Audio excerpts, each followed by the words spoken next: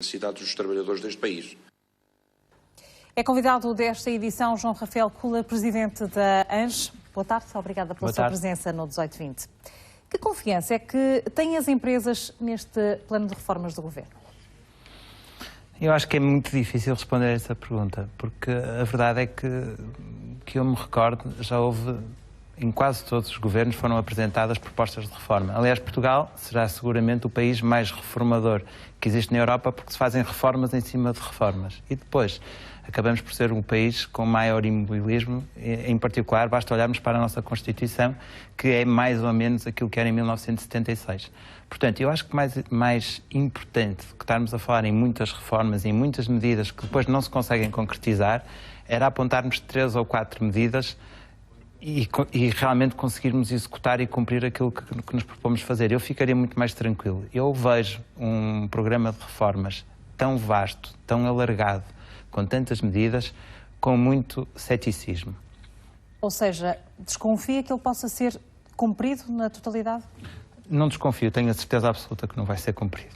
Aliás, é uma tendência do ser humano fazer previsões excessivamente otimistas. Eu não me recordo de nenhuma ponte, de nenhum monumento, de nenhuma casa da música que tenha sido construído no tempo exato para o qual foi prevista a sua construção. As coisas acontecem sempre de uma forma mais lenta e são sempre mais difíceis do que aquilo que nós esperamos, infelizmente.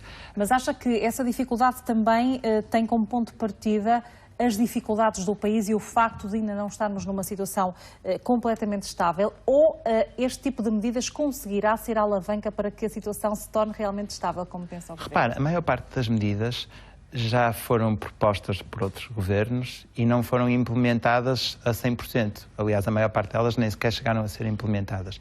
A ideia é boa. Ou seja, quando se diz assim, nós devemos ser um país mais tecnológico, com empreendedorismo mais sofisticado, que crie mais valor. Nós devemos mais ecológico. Mais ecológico. Devemos vender mais no estrangeiro, devemos importar menos. Eu estou de acordo com tudo isto. Agora, a verdade é que o Governo dispõe de muito poucos instrumentos, por causa tem a ver muito com o facto de pertencermos à União Europeia e haver acordos mundiais de comércio. A intervenção do Governo é relativamente estreita. Ou seja, a capacidade de atuação é relativamente limitada. E eu sou muito mais a favor de pegarmos naquilo que existe e trabalharmos o que existe. Eu vou-lhe dar um exemplo. Foi criado pelo anterior Governo o Banco de Fomento. Já existe. E desde que este Governo tomou posse, ainda não aconteceu nada, ficou congelado. As propostas que estão em cima da mesa vêm ao encontro daquilo que toda a gente já defendia, inclusivamente pessoas que estão neste Governo e que antes defendiam isso, que é entregar dinheiro, poder e capacidade de decisão a um banco que vai injetar dinheiro na economia, nos business angels, nas capitais de risco, para que eles possam emprestar dinheiro à economia. A nossa economia vive com uma falta de liquidez enorme. Isso não se resolveu. E repare... Já houve a apresentação de alguns programas de estímulo à economia, até pelo próprio Ministro recentemente. Isso não vai ajudar, não abre portas. Falo disto positivo, porque isso também está no plano de reforma. Tudo positivo. Nós estamos a favor de tudo. Mas o mais importante que continuarem a apresentar reformas é fazer o seguinte.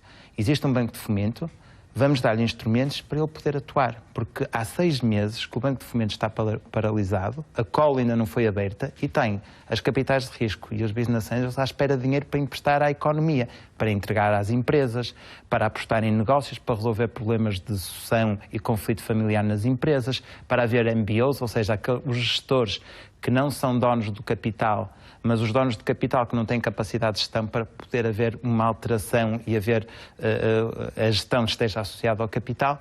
E para que isso aconteça, é preciso que deixemos as instituições que já foram criadas funcionar. O que o Governo propõe, eu subscrevo quase em tudo aquilo que é proposto.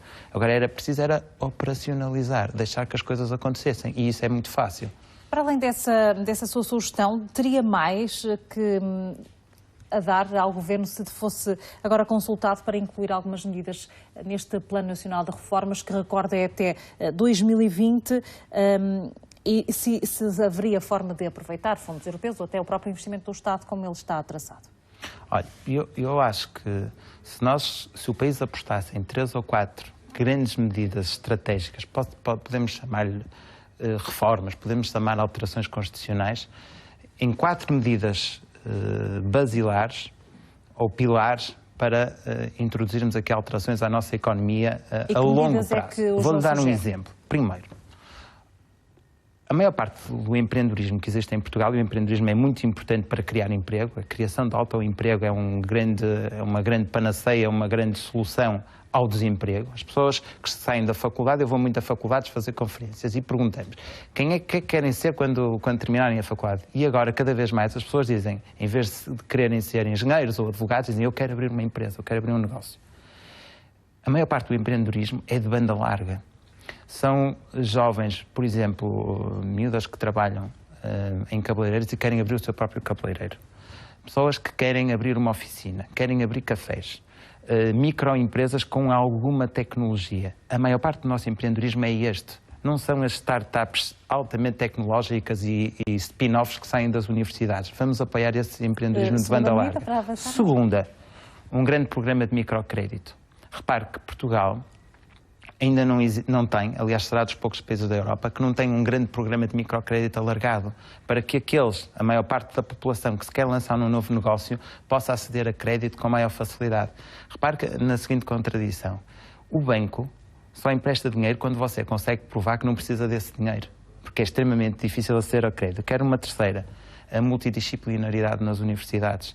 Em vez de estarmos a dizer que os alunos devem deixar os cursos de filosofia, de sociologia, de ciências humanas, porque é que não alteramos um bocadinho os currícula e conseguimos fazer o cruzamento entre a sociologia e as matemáticas aplicadas ao conhecimento? Não temos mais tempo, eu peço desculpa, mas neste momento não temos mais tempo. Obrigada por ter vindo Muito obrigado. a esta edição do 1820.